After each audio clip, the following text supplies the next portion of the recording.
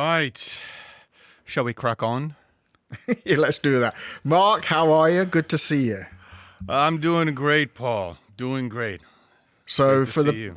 yeah, thank you so much. Thanks for giving me your time. Of course. Of course. Of course. Mark, just for the benefit of my students and listeners, just please tell us where you are in this world of ours. Well, I am currently in the U.S., right outside of New York City. We consider ourselves New Yorkers. I mean, just about an hour north, but we're New Yorkers here. We're in the Northeast, so East Coast, baby.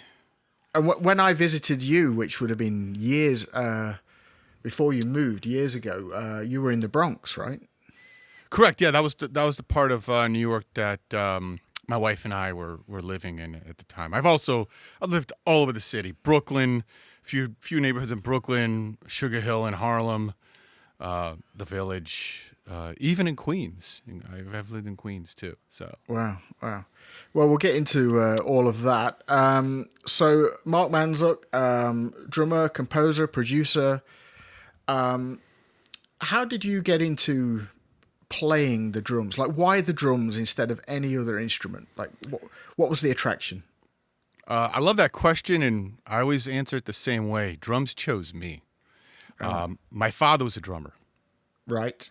So I just grew up around drums and music. There was a picture that he has where he's holding me, and I'm 8 months old with drumsticks behind a set of Slingerlands that he had.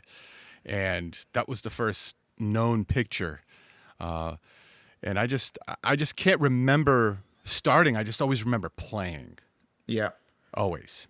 And when would you say there was was there a tipping point where you were like, I need to study this on a different level, or I want to do this for a career? Like, what was that journey from being inspired by your dad into the guy that I met?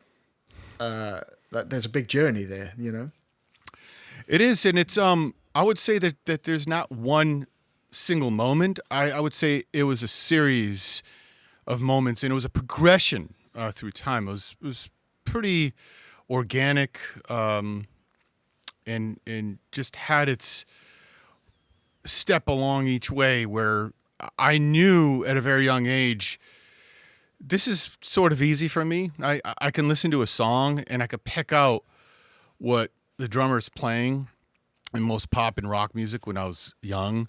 And I remember, trying to air drum along to Kiss records and Van Halen and the Police, Led Zeppelin, of course, the Beatles, all these records. And I knew which drums to hit. It just kind of came to me naturally. But I would say, when I was about in 4th or 5th grade, I was pretty young. I was approached by these high school kids, like juniors or seniors in high school, in secondary school, as you would call it. And they needed a drummer for this party. And they're like, you could play. We've heard you practicing and playing the records and the Def Leppard and Motley Crue and Van Halen and all this stuff. And that's sort of when I was like, wait, this is pretty cool. It feels great. And, I used to play with people much older than me. I was always the youngest guy in the band for many years there on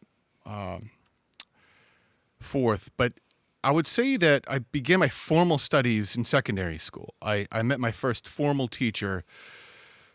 I was about 14 years old. Yeah. And that's actually, 14 years old is actually when I started playing professionally. That's when I started playing weddings and dances and getting paid. And, my father had a band, and, he's like, okay, you're going to be playing half the gig and you're going to start. And then it eventually turned into, okay, I'm just going to MC the gig and you're going to play the whole gig. And some of these weddings were long. I mean, we're talking like, these Eastern European Polish weddings, and they're 12 hours. So that was my job in secondary school was, hey, we get there at about noon, we set up, and then we're done at about 1:30 in the morning. And, of course they would feed us, and it was a great time. But, very similar to what the Beatles were doing, where they're playing these really long gigs and cutting their teeth and sharpening their craft. So it was really secondary school where I began studying formally with this guy Rob Gottfried, who I still keep in touch with. He was quite a wonderful mentor at the time, and when you're an adolescent, you're very much prone to influences and other people putting things your way, and he was that grown up. In addition to my dad, that was kind of like, oh no, you want to stay on this path, or I won't teach you. And it was Okay. it was really helpful at that time because thankfully I never really got involved in any of the other shenanigans that go on, being musician or an artist, and it's kept me pretty clear. I've had a lot of clarity over the years doing this. So yeah, I would say that was the point. And then when I went to university, initially I wanted to go to a place like Berkeley, up Yeah. in Boston, Massachusetts, Berkeley College of Music. But my parents, being Eastern European, weren't having that, and that's when the resistance really began, from my folks, especially my dad. I was supposed to be a mechanical engineer, and I went to engineering school. I got into engineering school at the undergraduate level. Yeah. And I did well. I got good grades. It was great. I'm always interested in how stuff works, but I told him, I said, I'm not going to waste your money doing this. I want to play, and ended up sort of compromising a bit and saying, well, let me take a major in music business. And it was at the time a little more pragmatic, and half the curriculum was music theory and some performance, and then the other half of the curriculum was business, marketing, Yeah. finance, things that ended up being very critical to my development as an artist and as somebody who was self-employed for many years. Yeah. So I got to actually intern at the Boston Symphony for a while Vic Firth was their principal timpanist at the time. Oh, excellent. And also, I mean, my first job as an intern was opening John Williams fan mail, and I'm a huge Star Wars fan, so that was like really exciting for me. And So is this when he was doing the Boston Pops? Is that correct. And this was sort of like at the end of his tenure at the Pops. This is like right before Keith Lockhart came in. But it was great because I got exposed to another side of music that I didn't grow up listening to. Yeah. And I used to just go listen to rehearsals during lunch. And I remember, the first like two guest soloists that the Boston Symphony had at the time. The first one was Ishtak Perlman, and then it was Yo-Yo Ma, and I was like, wow, I get to see these cats rehearse for free, Yeah. and listen to the symphony play. So that was, those experiences were really amazing. But as I said, progressively, as I started to discover more things, it started to codify everything within me to start to push to my family or the others around me, to the world, to myself, to kind of go, well, you know what? This is something that I can be really good at someday if I put the time into it, if I invest the money with the right people. Yeah. And I remember in Boston, I really wanted to study with Alan Dawson, and I got there in '93, and Alan had just passed away not long after I had gotten there. So unfortunately, I never got to take a lesson with Alan Dawson. Do you know who Alan Dawson is? Yeah, absolutely. Oh, okay. Yeah. So, that was, the rudimental ritual, which I Yeah. still use today to maintain my chops and everything. But I ended up studying with this guy, Dave DeCenza, who you've probably heard of. I mean, he's taught at Berklee College of Music. He's toured with Josh Groban and a lot of other people. And his dad was also a wonderful drum instructor in the Boston area where I was doing my undergrad. And the one thing, though, that really changed the tipping point for me, I would say, as a musician, as a drummer, and what really put goosebumps on my skin was when I first heard this John McLaughlin recording. It was live at Royal Albert Hall. Yeah. And John McLaughlin on guitar, Kaya Card on bass, and this percussionist by the name of Trila Gurtu. And when I heard just the way that Trilak was approaching what I thought was the drum set on the recording, this was before YouTube and before videos. We were really just sitting up in one of my college roommates' apartments in Boston, and he's like, "You got to check this out." So he played me the recording, and I was just blown away with how much clarity Trilak had in his playing, how decisive he was, how much it swung, how much it grooved, and yet how creative it was with the soundscape that he was providing throughout the recording. And at the end of listening to it, my buddy, his name was Paul as well. So Cool. I've met some really influential Pauls in my life. He said to me, he goes, "Well, this guy doesn't play with a bass drum," and I'm like, "What? How's that possible?" And then I got my hands on the VHS of the 1990 Zildjian Day in London, where he performed alongside was Simon Phillips, Greg Bissonette, and Dennis Chambers, who's also a huge influence of mine. And I saw for the first time, I'm like, "Wow, this guy's on one knee and he's just doing all these amazing things." And I found out he was a tabla player. Like, he got that training in music through tabla, and that's really what put me into the rabbit hole of studying Hindustani classical music and studying tabla. And I'm still in that rabbit hole, and it's a deep one. Many years later. Wow. I mean, so I saw him. I saw him at a Zildjian Day in London. Jerry Brown was on the lineup. Wonderful. And I'm wondering when this would have been. This would have been 95, 96 maybe. Somebody out there is going to tell me that I'm wrong. But this was in Kentish Town at the Forum. 98.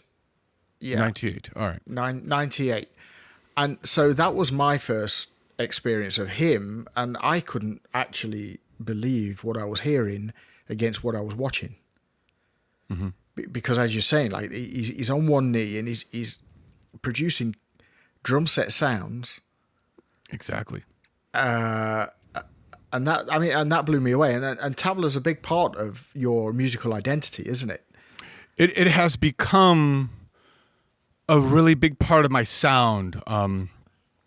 So much so that even when I play drum set, a lot of the phrasing I play is more geared towards that talim, that knowledge, the lessons I received.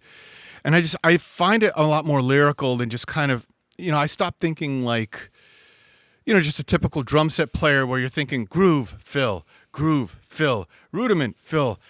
I started to see those things more as like tools, and I wanted to look out for moments in the music and become much more lyrical. I wanted to play musically, and in addition to obviously providing a great feel for whatever it is that I was tasked to do to play. So tabla to me just it's actually simplified things, because I don't even think of music as bar lines or time signature. To me, that's limiting these days.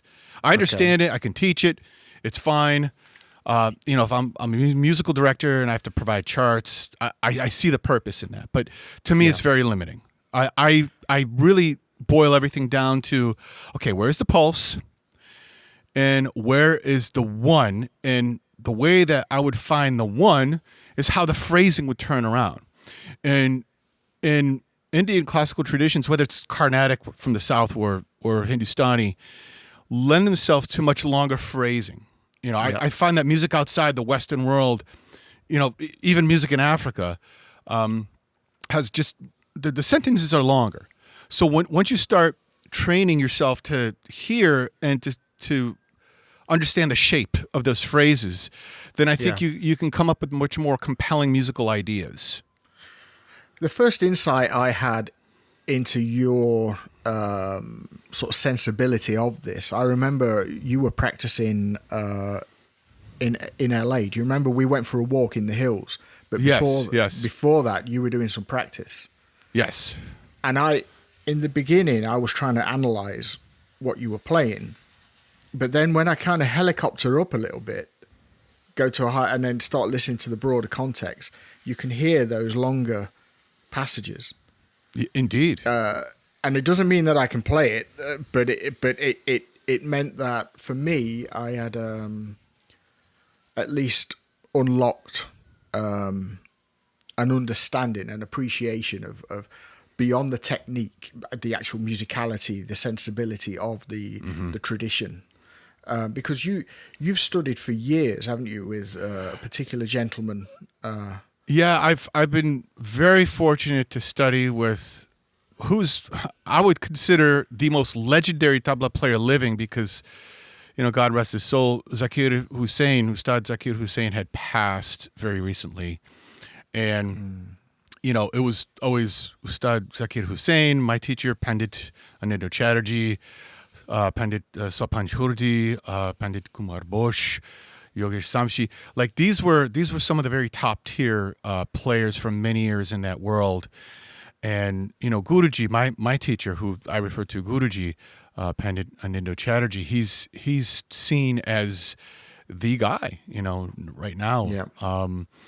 And it took me a while to get to him, to really become a student of his, in that, I did take lessons with somebody in New York for a while just to get the basic understanding of what bowls were, just sort of a general theoretical knowledge of it, and just the position of the hands, Right. and of the tradition of the instrument. But I remember in 2000, there was this tabla player in New York. He's also from Calcutta, just like Guruji, from India. And he has this organization called Chandayan. And every year they would put on what's called an all-night concert. In India, you would have these concerts that would last all night. The festival would start at 8 or 9 p.m. and then go to like 7 in the morning, all these artists. Right. So they would do that once a year in New York, at this place, St. John Divine Cathedral over there. And I went in 2000, and that's the first time I saw and heard my teacher, my Guruji, Pandit Anindo Chatterjee, and he played a tabla solo performance. Because in that music or that tradition, the tabla player can take the role of accompanying an artist or soloist, like a sitar player, sarod, vocal, bansuri, sarangi, whatever it is.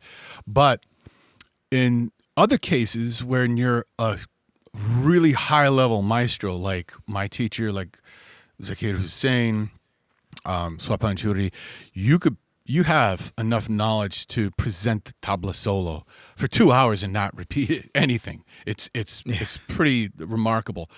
And I remember sitting there, seeing him that night, and saying, "That's what I want to tap into right there." It was that. Yeah. I would say that was the biggest kind of thing that set me over the edge, as far as the series of tipping points where I knew it wasn't fit for me to go to grad school to study jazz or classical. I could access that information from great instructors. That's why I eventually went to go see Dom Famularo, and he mentored me with technique. And then for all the jazz stuff, I went to Ralph Peterson because I loved Art Blakey and Elvin, and he spent time with both of those guys. And Yeah. he was also a killer trumpet player too.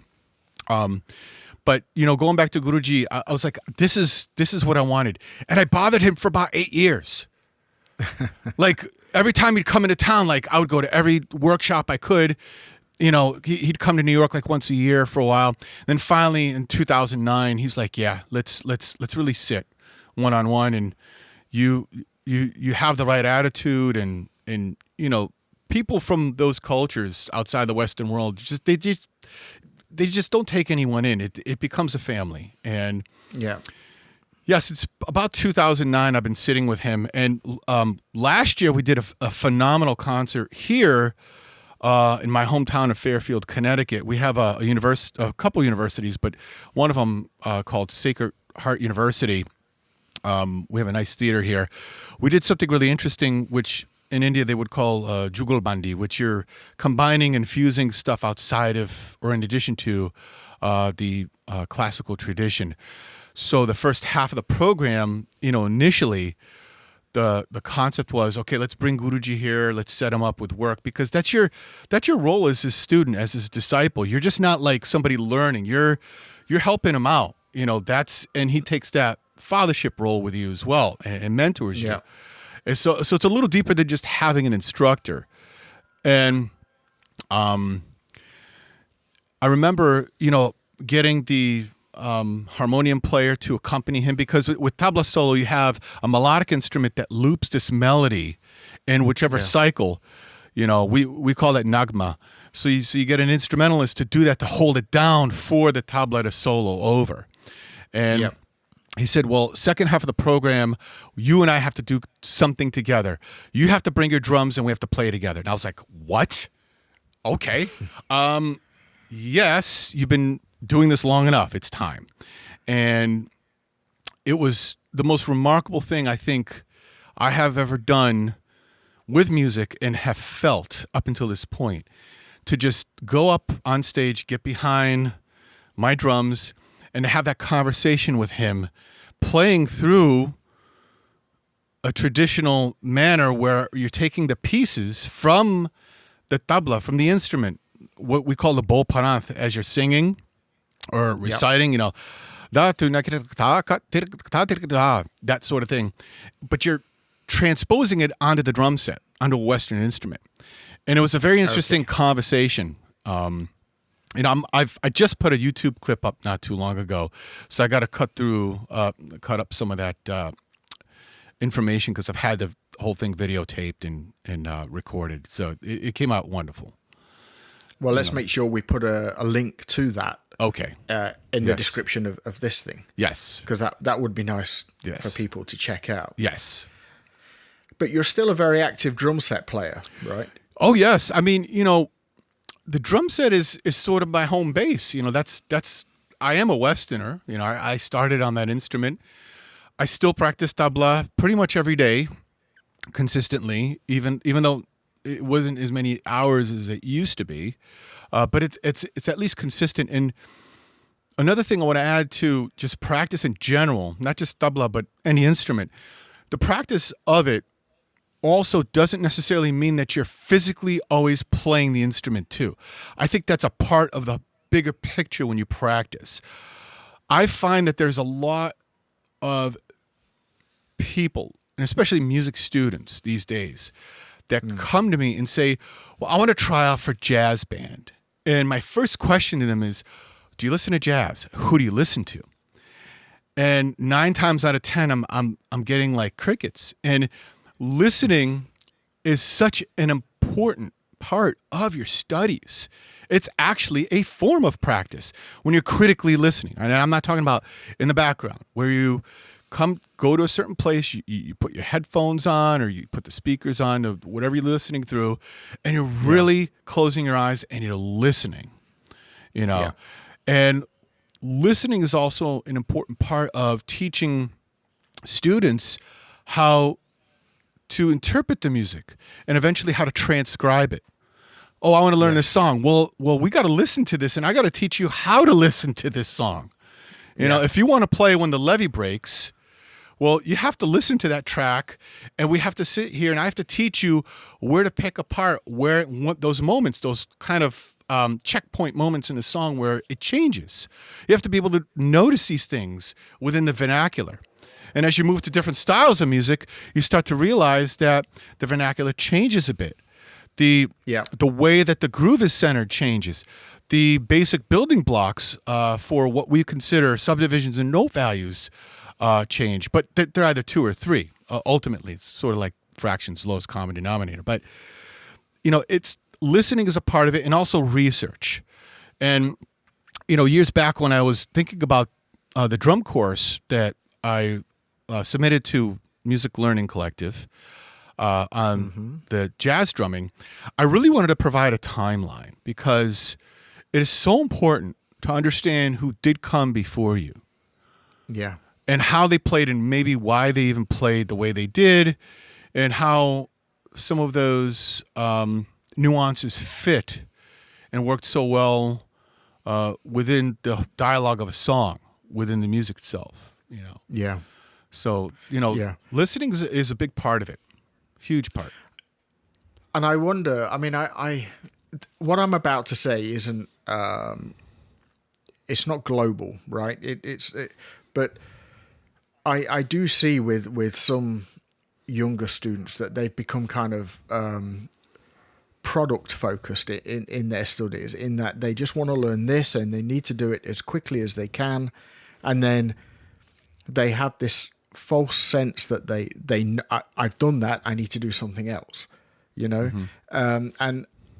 And I've said in countless conversations, like lessons with me in particular, it's not notes per minute. You might have to, you might be tasked with going home and listening to a Pink Floyd album, or yeah, there he is. I noticed you were wearing the Floyd T-shirt, so I thought I'm gonna have to drop that in. But there's certainly, in my experience, there's some young people are just focused on, and sometimes dare I say it, it's their families as well, where they say, well, he didn't do very much today. Oh yeah, he did. Oh, but he might not have played every second he was with me, but he listened a lot. And I think that there's, and like I say, this isn't true of everyone, so I don't want people to misunderstand me, but sometimes there's a kind of immediacy required in what we're doing these days. And of course, we're teaching like a self-exploration, a self-growth journey. And so it takes as long as it takes, right? And what people, I think, and I like that you're bringing this up, what people, I think, fail to realize, or I would say what they have a hard time realizing in the moment, is that it's a process. And that's what it is. And you're not only just discovering yourself, but you're realizing the nuances of what you're learning.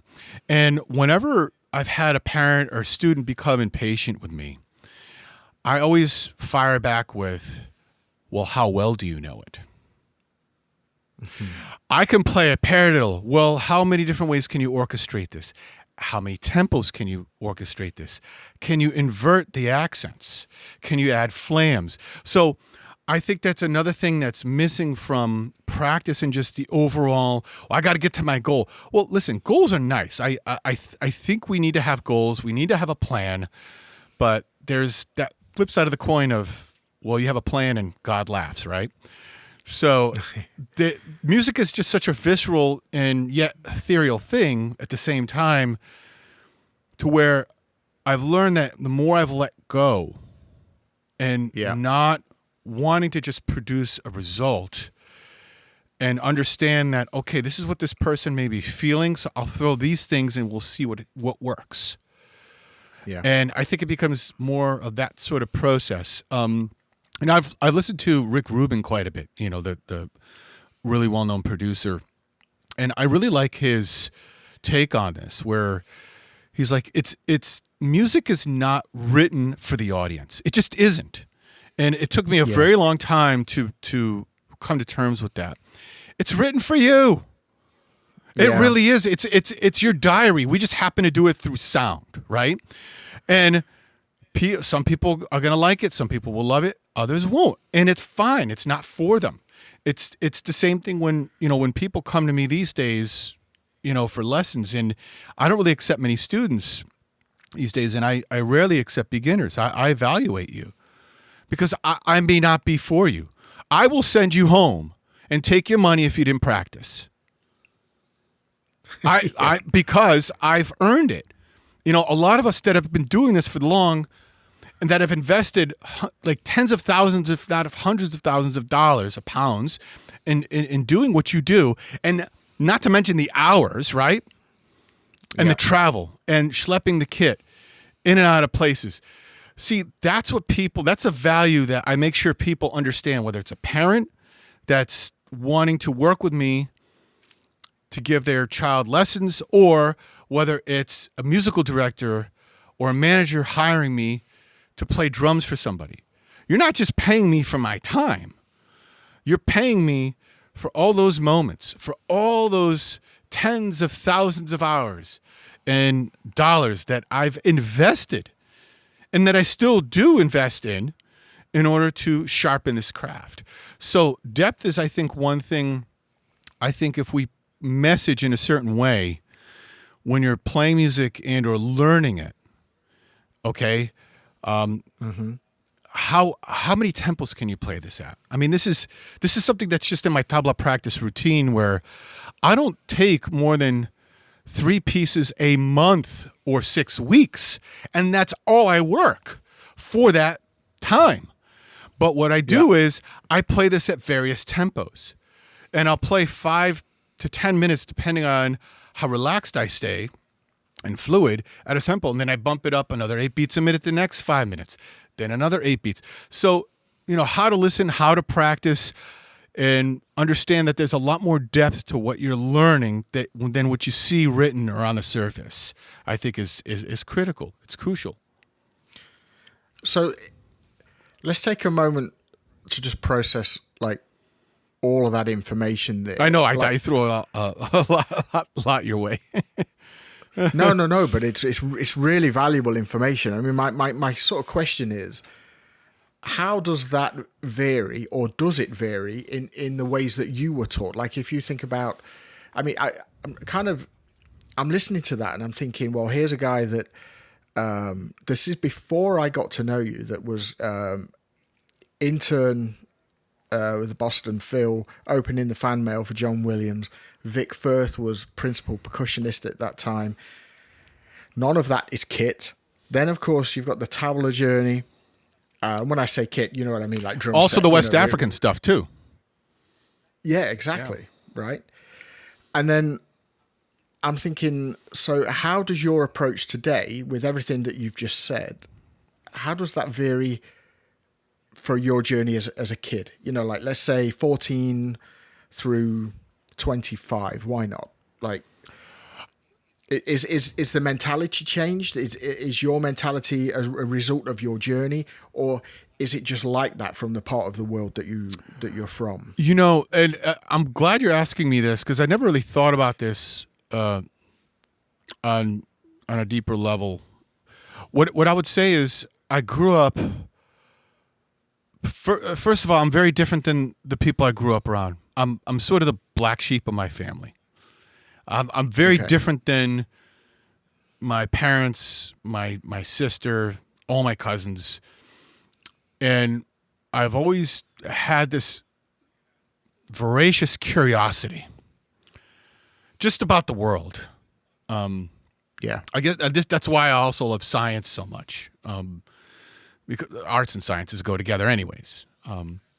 But I just always had this voracious curiosity and just this hunger to absorb as much as I could with whatever stimuli I had around me. It just happened to be more audio or auditory, I would say.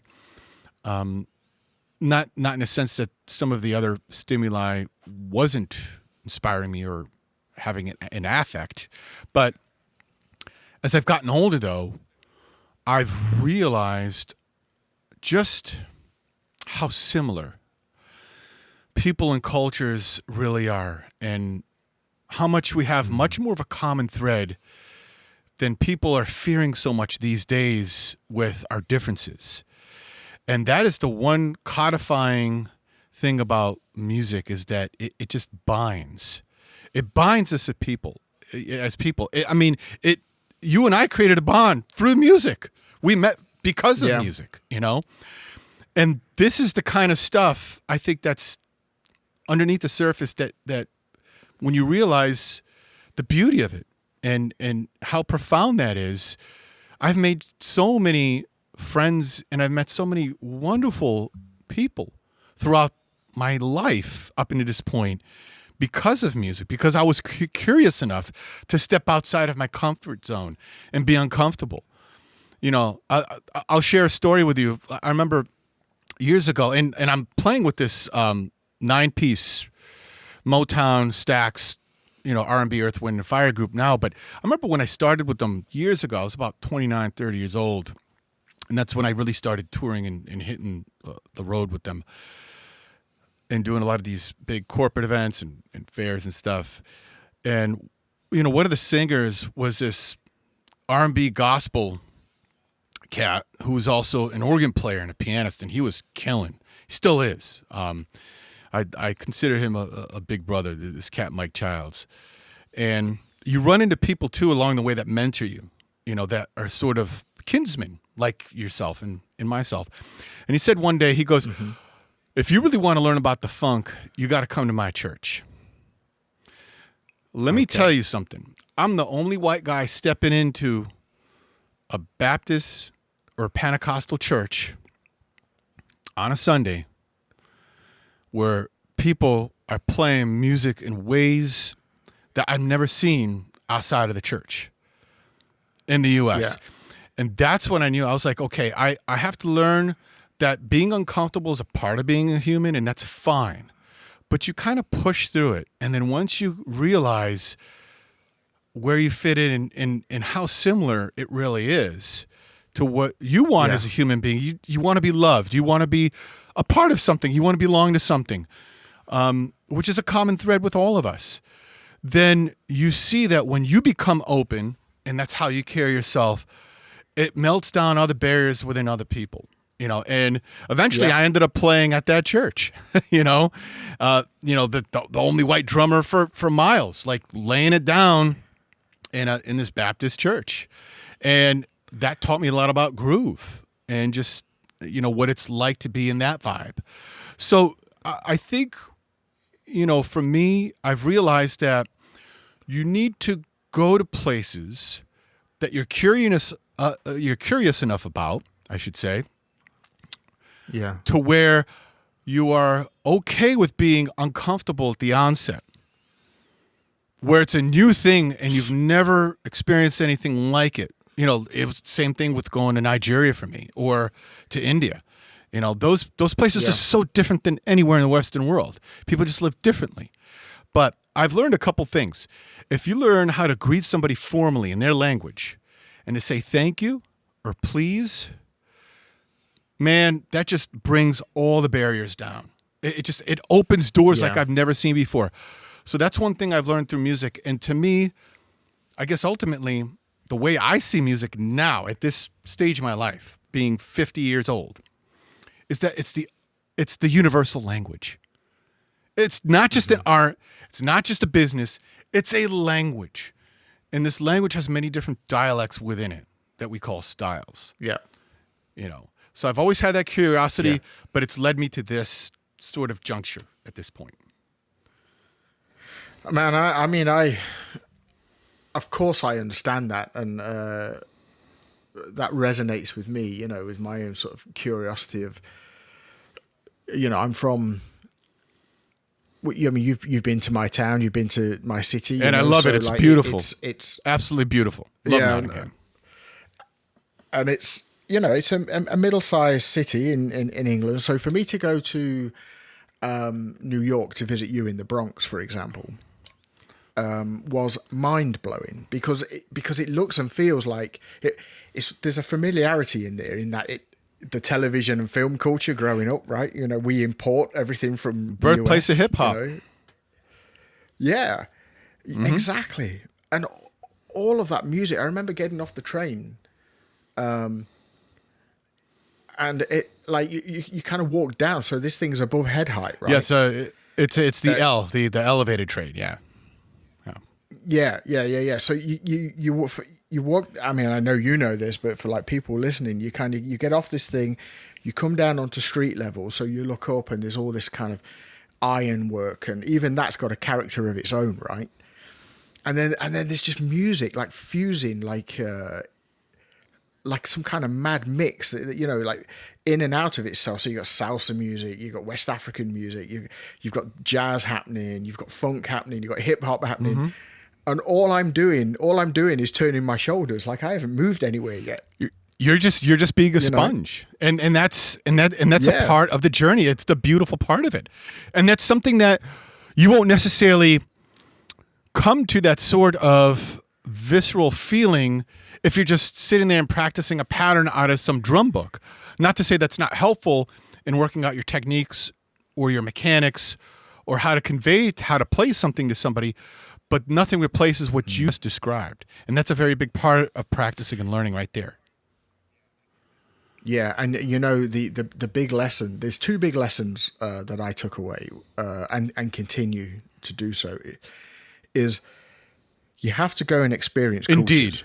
Yes. Like you said, like can you say good morning? Can you say please, thank you? And can you try a local dish? And really understand what's going on. And also, you need to experience live music. Indeed. Yes. You need to watch. You need to watch an individual or group of people make something together. Like this symbiotic experience where. Do you remember Joe Morello's book where Jim Chapin wrote the foreword, and he says, and it really kind of, no pun here, but it struck a chord. Like it's like how complicated a recipe music is, because you can be listening to another person and you are responding, you are contributing to that art form faster than the speed of thought. Otherwise, because the second you think about it, you've snapped out the pocket. Yeah. You're out of time. Yes. So it becomes symbiotic at that point, right? Like you're just, and of course musicians use lots of glib terms like in the zone or in the pocket or whatever, but it's not conscious thought, and you can only get there, of course, if you practice. But to understand the sensibility of the music, you have to actively listen, like you spoke about earlier, and better yet, go and experience the culture. And I love that you're bringing that up, because it is not this conscious thought or process in that frontal lobe of your brain. That's sort of like the RAM or the short-term memory, right? Yeah. So, yeah, Right. I call that the superconscious, where you're... Or not these days, maybe. Well, when you're actually focused in it, and you're taking it in real time. And if you take something like tabla, where you have to calculate your improvisations in real time, you're doing math.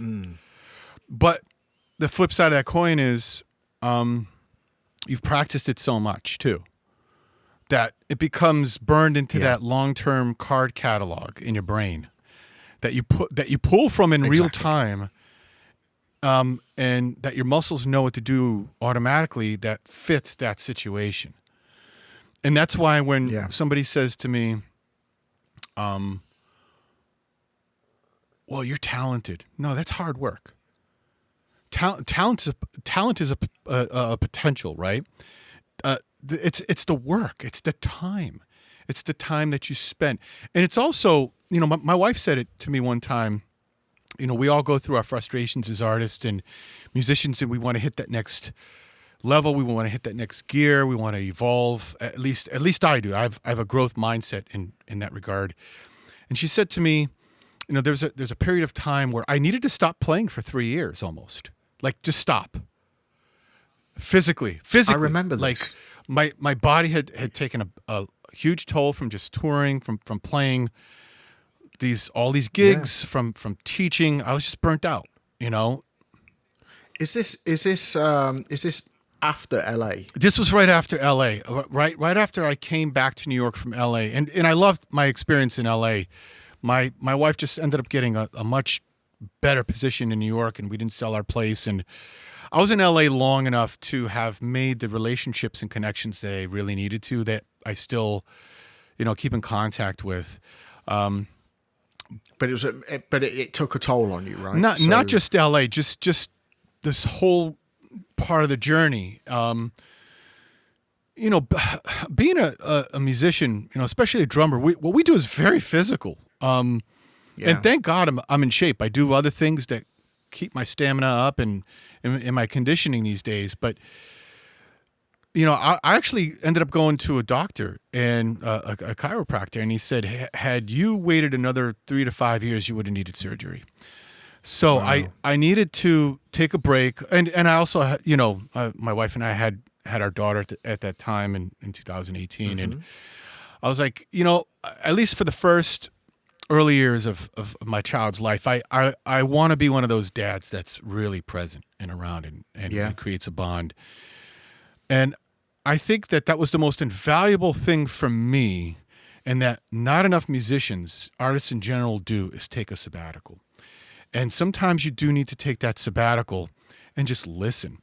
And going back to what my wife told me when I began this, she said sometimes you just have to go through some things in life.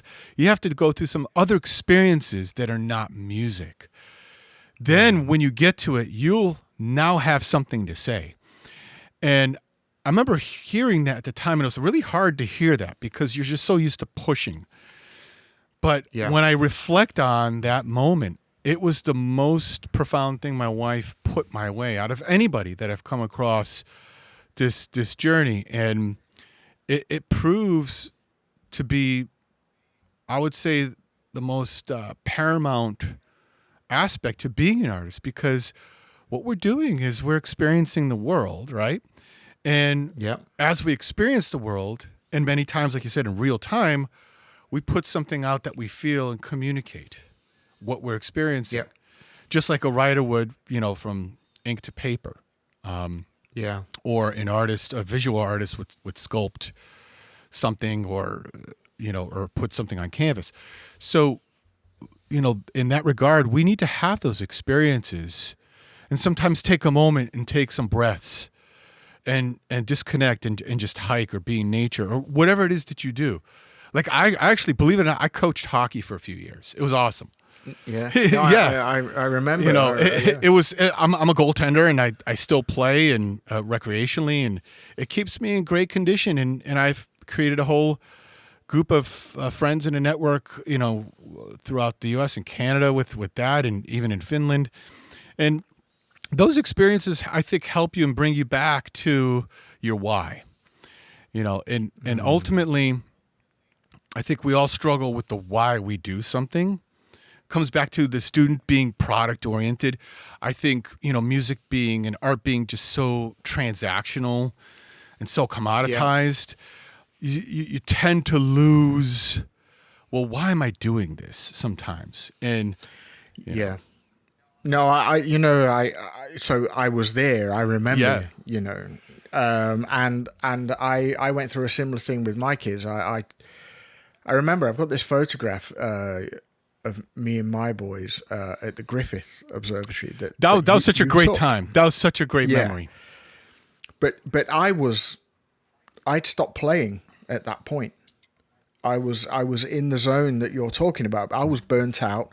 I'd lost my why, and I'd lost the sense of wonder. I'd lost the magic. But what I'm really proud of is that there I was on the other side of the world with my mate and with my kids, and we were all like, talking music all the time, and I can remember, like road trips with you, and you'd be like, listen to this, check this out, and and that was really healthy, because prior to that, I was surrounded by the misinformation that said unless I was producing something, I was below par. In other words, if I wasn't just playing for me and having a good time, that wasn't enough. You've got to write a book, you've got to put an album out, you've got to tour in a band, you've got to get an endorsement deal, you've got to, and every sentence started with you gotta, and I'm like, bloody hell! Like, how am I going to do that? How's a kid from Nottingham going to do that, right?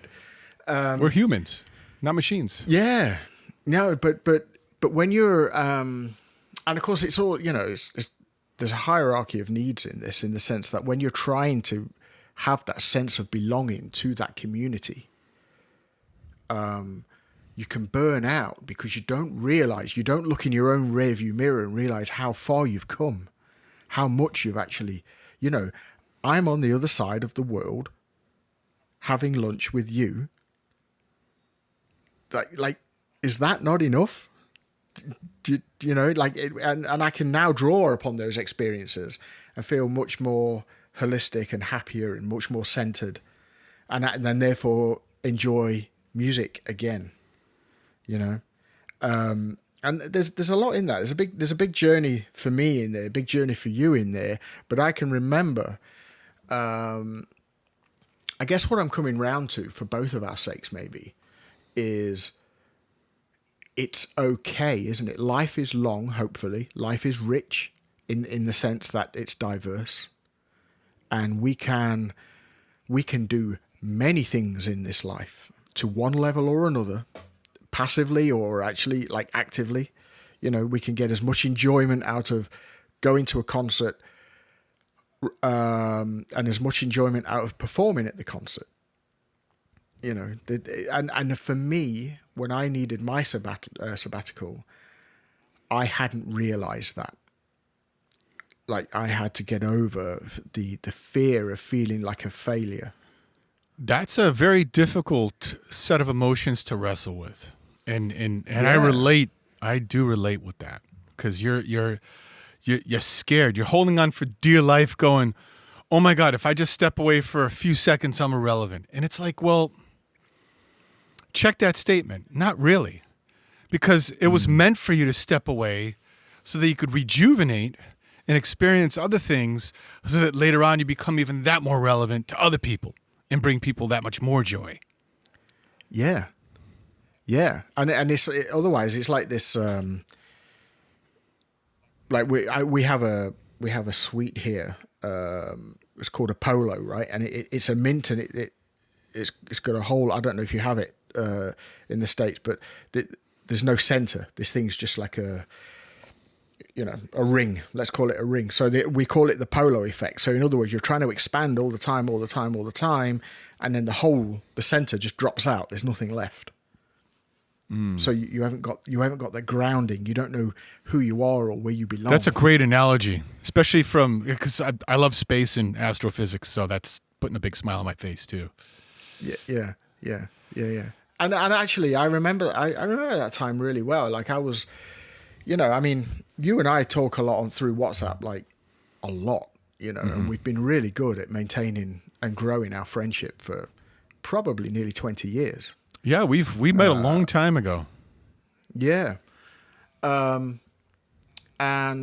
I can remember you taking this time out, and then I can remember you starting to build the studio that you're sat in now. Yeah. And how excited you were about that.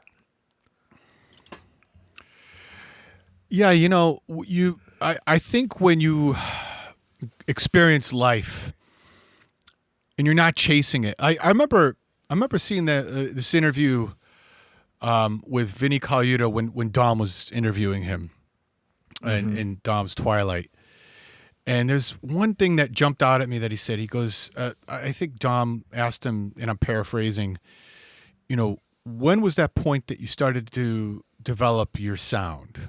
It was something to that effect. And Vinny simply put it, he's like, when I just stopped chasing it.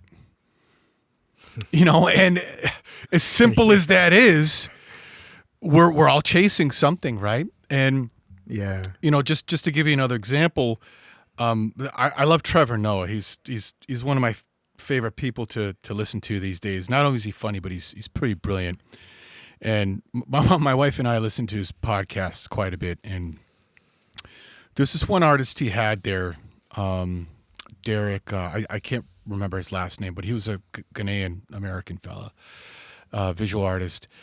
And he came up with this really interesting analogy for artists, in that there's two types of artists.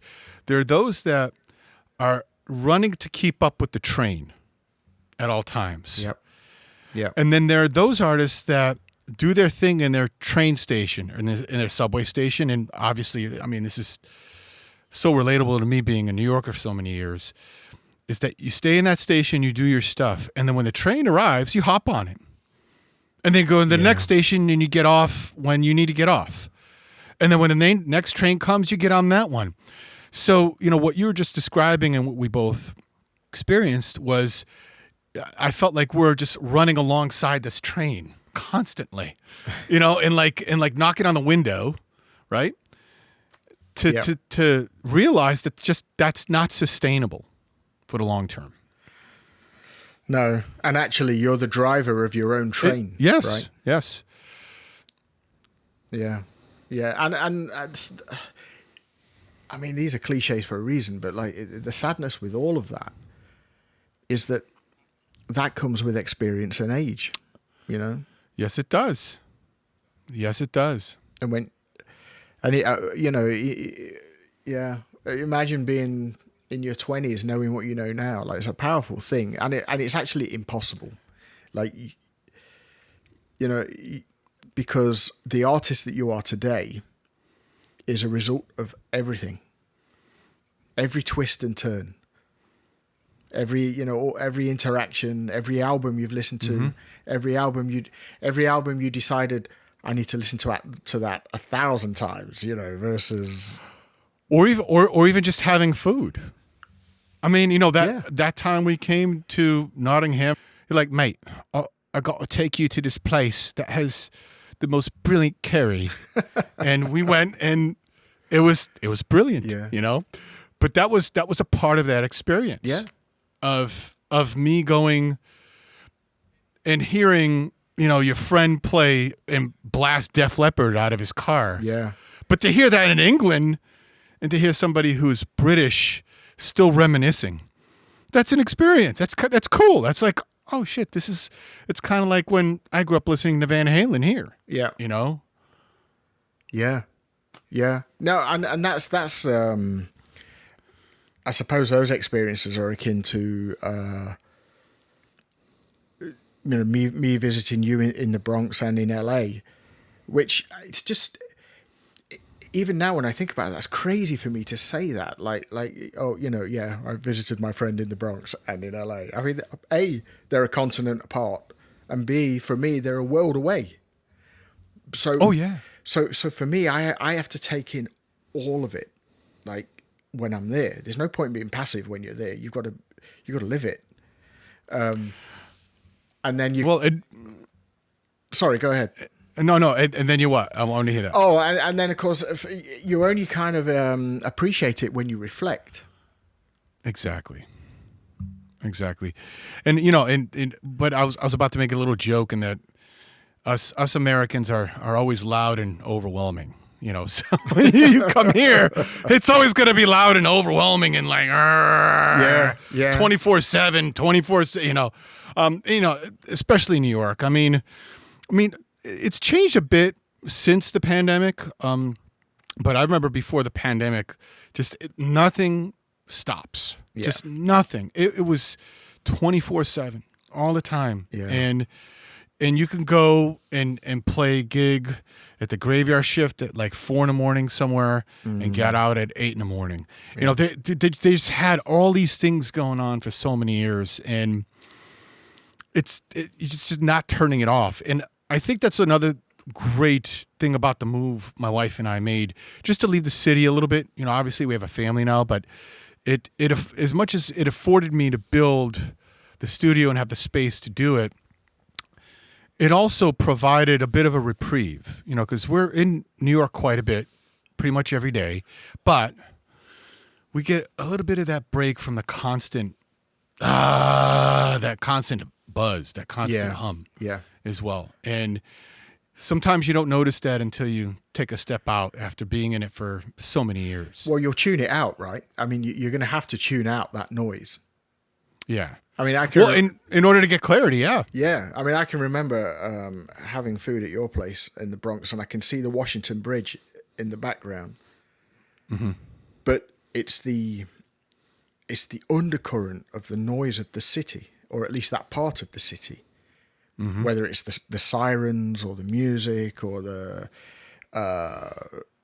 traffic. Like, there's so many noises that just becomes this hum. Yeah, it's just like this buzz, this constant white noise, if you will. Yeah, but it's loud, right? I mean, it's loud. It is loud, and you don't realize that until you separate yourself from it long enough. Yeah. You know, and it's, I mean, most U.S. cities are like that. particularly on the East Coast, we're a lot more congested. Is where LA and the Bay Area, some of those cities out west are a little more spread out, and you can get a bit of reprieve. You can go on that hike and just kind of tune away for a little bit. A little harder to do here. It's just it's so densely populated. Yeah. In this part of the country, so everyone's always on top of each other. Yeah, and yet it works. Yeah. Well, I mean, for the most part, What choice do we have, right? Well, yeah, okay, yeah. So, sorry, mate. Go ahead. Oh no, go ahead. No, so I've been looking at your Instagram feed recently, and like we need to put a link in for that as well. But yes, you're out there playing drum set. And yes. Before we talk about what you're playing, the thing I notice about your drum set every single time is the ergonomic setup of it. Yes. And I'm going to try and describe it. I'm going to try and give a very visual description. And maybe you can put me right. But it seems to me that you've got this particular bass drum pedal that allows you to sit much more centrally, like almost above the bass drum. I mean, maybe you can take over from me from that, like, because yes, yeah, that's a game changer. I'm currently using this pedal that's called an offset pedal. Ironically, offset, which is anything but offset. Yeah. But that's the name of the pedal. Yeah. I don't know if it's being done in jest, but if so, it's pretty funny. And this pedal allows me to basically sit right behind the bass drum. And, to put my snare drum right behind the kick drum. It took a little getting used to, but going back to the chiropractor with my neck, my neck was off kilter. We grew up playing right-handed. So, before Dom got to us, we grew up playing drum set, putting our right hand over our left hand. So we're sitting in this position where we're twisting our body and leaning that right shoulder a little further off center. Yeah. And, years back, I know Will Calhoun pretty well. And he's also been another older brother along this journey. I mean, grew up listening to Living Colour and then got to work with Doug and all those guys and got to know Will. And Will ended up getting this pedal from Australia that Don Schliessman made, the Schliessman pedal. And it was like this twin pedal that basically centered your kit. You just put it onto the hoop, and both beaters ended up hitting the middle of your bass drum like a double pedal would. Mm-hmm. But each of the footboards were to either side of the bass drum. Right. And I saw that design and I'm like, I got to try this out someday. And it was very hard to get those pedals. It still is hard to get them in the States because they're made out of Australia. And I know that they've had, switching with distributors and then not having them. Will hooked me up with the guy's son, Dave, that still carries on. The only thing about that pedal particularly that I wondered was the adjustability of it. Because it was like a solid cast footboard with metal coming out of the footboard itself directly into a cam, which created a really great action on the pedal, but it really didn't allow you to move it wider than the snare drum or more narrow if you're using a smaller snare drum. Okay. So I was looking around and I found this pedal that was just that, but it was adjustable because it had two drives and you could change the length of the drives. And I'm like, I got to do this. So after going to the chiropractor and rethinking about how I'm going to play for the rest of my life, because, I went through a lot of the open-handed stuff with Dom and still practice that stuff, and I love it. It's great for dexterity. But every musician will have a dominant side no matter what you do. Yeah. And I still like to use two hi-hats, that sort of thing. And even on a lot of these gigs I play these days, I'll tend to play the really simple patterns open-handed. Yeah. Just to kind of give my body a different feel, and give my right hand a break from leading. But I found that this pedal really was everything I was looking for to split the kit into two ways either way. And it allowed me to still use 2 racks up top and 2 floor toms when I'm using the full kit, and also use 2 snare drums. I have a snare on the side that I use that's detuned for those lower sounding Motown records, or the Lindrum sounds that Prince made, because I also play in a Prince tribute. So I reproduced those Lindrum snare drum sounds with that second snare. Mm-hmm. And this just allowed, I just feel so much different now when I play. And I feel like even though I may cross over to play the hi-hats to my left on more complex patterns, or playing 16th notes sometimes, I'm not rotating my shoulder in past a certain part of my meridian or my center. Yeah. When I'm having to reach the hi-hat, I kind of have it there, and I could still keep my shoulders square and relaxed. Yeah. While playing, so it's been a game changer, and the pedals have held up really well. I just ordered replacement parts, just because of the wear and tear, but I'm just being proactive with that, and it's a brilliant pedal. They're very adjustable. That's what I love about them, and it's changed the way I played. It's allowed me to put a second pedal on my right-hand side, where I do like the full, like whenever I bring the full rig out, because I have 2 drum sets. I have this little jazz 4-piece walnut Natal series. It's wonderful. It's brilliant. I got the calf skins. So I use this in the studio and for all my little jazz trio, the jazz hits, small rooms in town. Mm. And then for the big kit, whenever I bring the whole thing out, I do have a rack set up, a Gibraltar rack. And I combine electronics. So on the right side, to the right of where the primary bass drum pedal would be, it allows me to put a Roland V drum, not just a kick pad, but one of those kick drums with the mesh heads. Yeah. And I have a pedal attached to that.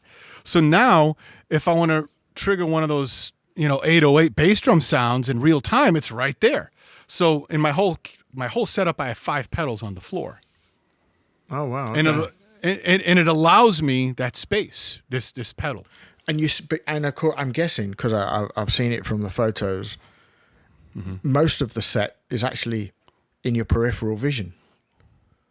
Yes, exactly. So you're not having to, like you say, you're not having to twist that center all the time. Exactly. And if you're reading, I mean, that's an old problem for us, right? Like you're reading, so you might be looking over your left shoulder anyway, mm-hmm. To look at your music stand if you're right-handed, mm-hmm. and a lot of your kit might be out of sight. So mm-hmm. I did notice that in your. I'm glad we spoke about that today, because I mm-hmm. had noticed, like from the bird's eye view photos that you put up, that I'm like, I need to talk to Mark about this. And my only other question with it is, when you play that pedal, do you still get that sense of contact with the bass drum? Do you still? Yes, you do. Yeah. Okay. Yes. The beautiful thing about humans is that we do have the ability to adapt. Yeah, we do. Some choose not to, some do. It took a little getting used to. I would say the biggest thing that I really had to get used to was the physical sound and the air being pushed. Mm. It wasn't so much the feel of the pedal and the contact with the beaters. And I'm also not somebody who tends to bury the beater a lot either in my technique. I do tend to come off, so just because play open a little bit more. I do tend to play open much more, just because I play a lot of jazz too, and when you're playing smaller bass drums, you develop that technique, and I just find that it's just easier to set up your next strokes. Yeah, and you're also getting a full sound out of the drum itself. Yeah, if I want that choked sound, I'll just shift my foot over to the right and hit that Roland V drum to a sound that sounds like it. Yeah. And that's fine with me. But I would say that the biggest thing I had to get used to was when we're sitting as a right-handed player playing in the way where you're crossing your right hand over your left hand and you're not playing in the open position. Even if you're playing in the open position, actually, where your bass drum is where the right foot or your primary or dominant foot is playing the pedal, you're hearing more of that boom out of the bass drum in the air. When I had to switch over to this, I lost that because now it's in front of you. It's no longer to the right of your ear. Yeah. That's interesting. So that was the biggest adjustment I had to make was really sound-wise as far as the air in real time and sound. Yeah. So now I make sure that wherever I go, and especially if I'm playing a big show, that I have proper monitoring and I hear it well. Yeah. And is that in ear or is that a wedge? Oh, I don't use wedges. I can't because for a few reasons. Number one, a lot of the shows I do that are not jazz oriented have click and sequence, especially the Prince show. There's another project that my production partner, Jamie McDonald, actually Skip McDonald's son. Skip McDonald was Sinead O'Connor's MD. He lives in England. So I'm working with his son now. We've known each other since secondary school. And we also have our own original project called Jamie Starchild and Dream Factory. So all that stuff, live even, is click and sequence. So Yeah. I need in-ears. With the 9-piece Stax Motown R&B outfit, that just helps because there's just so many people on stage. And a lot of the stages we've been playing recently are pretty big. So you're pretty far away, removed. I just find that when I have a clean mix in-ears, I'm hearing everything that I need to hear clearly and myself, which is 80% of playing. That's another thing I would say to young musicians in general. You got to hear yourself. If you're not hearing yourself, you're going to be struggling the whole gig, even as drummers. And you're going to be overplaying too. You tire yourself out. With the Motown hit too, I find that during sound checks when you have those spikes or those feedbacks, the in-ear system has a limiter, and you're not frying your ears too. Interesting. I mean, I remember this epiphany where I was convinced I couldn't hear anything in my monitor setup, and actually I realized I could hear everything perfectly. Like I couldn't hear me over anyone else. Do you know? I was like, why can't I hear it? Because previously it was, well, I need more bass or I need more, and actually that was the mistake. I need more. Yeah, more, exactly. More. I just kept building on this sound. Then you have no more headroom. Just this past weekend we played a huge show at Mohegan Sun Casino. Yeah, like I couldn't hear the vocals, but they sounded okay during the sound check. And a few of the musicians in the band, guitarists, bass players, even some keyboard players, they notoriously turn up when you start your set. So, I have to go to the monitor guy and say, can you turn these down? And he just gave me a big smile like, wow, okay, yes, finally somebody who's not telling me to turn something up. Yeah. Because you don't have a lot of headroom. Now, to go back to mixes and turning stuff down, and whenever I work with Jamie, whether we're doing the Purple Luscious Love thing, the Prince tribute, or the Jamie Starchild and Dream Factory, I could control my own monitor feed because we're using an X32 board, a Behringer X32 board, and all the monitor is coming back to my app in this iPad right next to the computer that I'm running Ableton off of. So if I need less or more of something, I just turn it down in real time. Yeah. I'm using Ableton. Like that's my go-to DAW for everything that I'm doing. And I feel like I'm only using like 5% of it. Like this thing is a monster, like I use it live. Yeah. I use Logic X Pro in my studio, but I use Ableton on the road. Yeah. Yeah. It's a perfect, I mean, it's in the name, right? Ableton Live. It's exactly. Yeah. It's such a powerful tool. So here's a question that might throw you a bit. What frustrates you? So what frustrates you about attitudes towards music, musicians? What frustrates you about where you're at, where you want to be?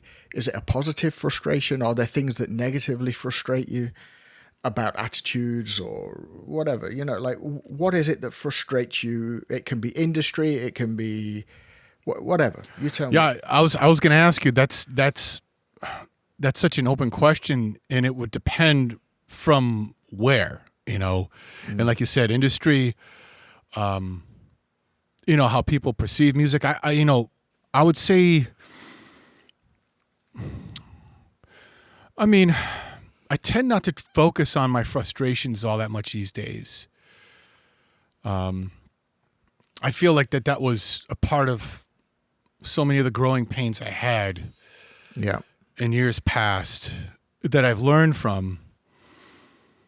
And one thing I've learned is, you know, with the people you work with and industry people, there's just so many things that are beyond your own control that to be frustrated about those things becomes the law of diminishing returns. I always ask myself, like, okay, is this the right fit for me? And if it isn't, you move on. And if you come out of a situation that's frustrating, it's like, well, what is my takeaway from it? Because there's a reason why I'm having to learn this lesson.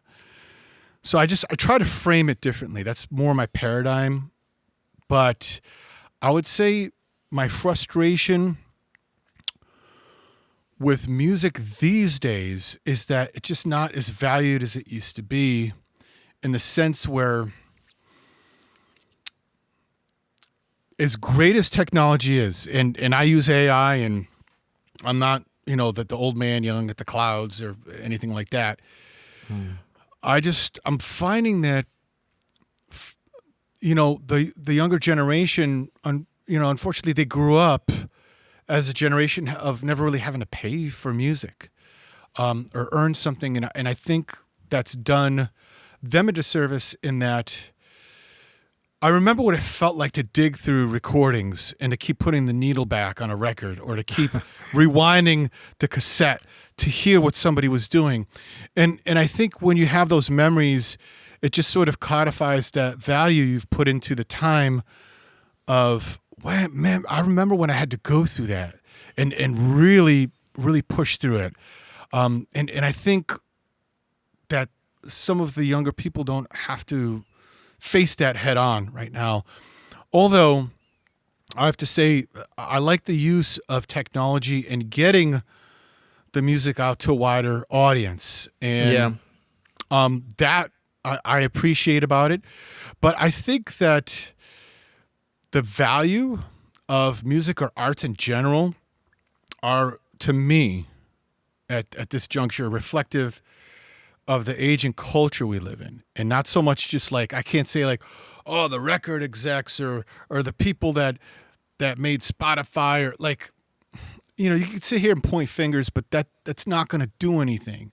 And to me, I feel that being an artist, and whether it's music or any other medium, is being creative. So the question I'm asking myself these days is, what can I do with the tools I have? And what can I use how can I use what I have, to create something that's compelling or remarkable to inspire somebody? Yeah. And I think that's a new question that I'm trying to reframe for myself, as to the why as well, you know. Mm-hmm. One thing I would say is I found that throughout the years, a lot of people that I work with are good people, but just the lack of integrity sometimes, and lack of discipline. Yeah. And you know, obviously you have to be a little off your rocker to study something like tabla for the rest of your life. And it takes a lot of discipline, and it takes a lot of focus, takes a lot of devotion. But if I'm telling a musical director, you know, this is why you should hire me or bring me on, because I'll never be on time to your calls. I'll be early to your calls. I'll always be there at sound check. I'm not messing around with other people on a tour. I want to eat right. I want to take care of myself. I want to be ready for the next show. I feel like professionalism has been kind of a glossed over thing in music and arts, is where I've worked in other industries and it just isn't. Like you have to be on point with what you're doing. Yeah. Or else somebody else will do it and they'll do it better. So, it's sort of like my counter to that is, well, how can I add more value?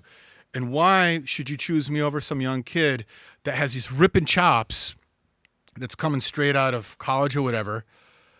But are they going to be messing around with somebody in a crowd? Are they going to be showing up, to call in a lobby? Are they going to be at sound check? Are they going to be on their phone during a rehearsal or sound check? Those things, those are the intangibles. And I think our way of rethinking it is like, well, how can I now bring light to those things that bring value instead of focusing on like, well, this part of it sucks. Yeah, I mean, it sucks that there are no more mechanical royalties really for anybody, for the last 20 years, like they used to be before that. But the next question is, well, then how does this evolve and how do we need to adapt? Yeah. Right? So from frustration is birthed a lesson. And then if you take that lesson openly and honestly, then perhaps you can ask yourself stronger questions and more compelling questions as to, okay, well then, how is this shifting and what do I need to do in order to shift? And not just keep up with it, but what can I create from this and put out there? And is my why strong enough to do it? That's what it is. And I would say, my final frustration has been ego. I mean, it takes confidence to do what we do. But, there are countless times where I'm sitting at a sound check or at a rehearsal and the artist is showing up 2 hours, 3 hours, 4 hours later. I mean, like, come on. I don't care who you are. At the end of the day, we all go to the bathroom, we all eat, we all have families, we all do these things, we all feel. I think once you let ego get the better of you, and that's when you start becoming difficult to be around, Yeah. and it's hard to collaborate with anybody when there's such difficulty.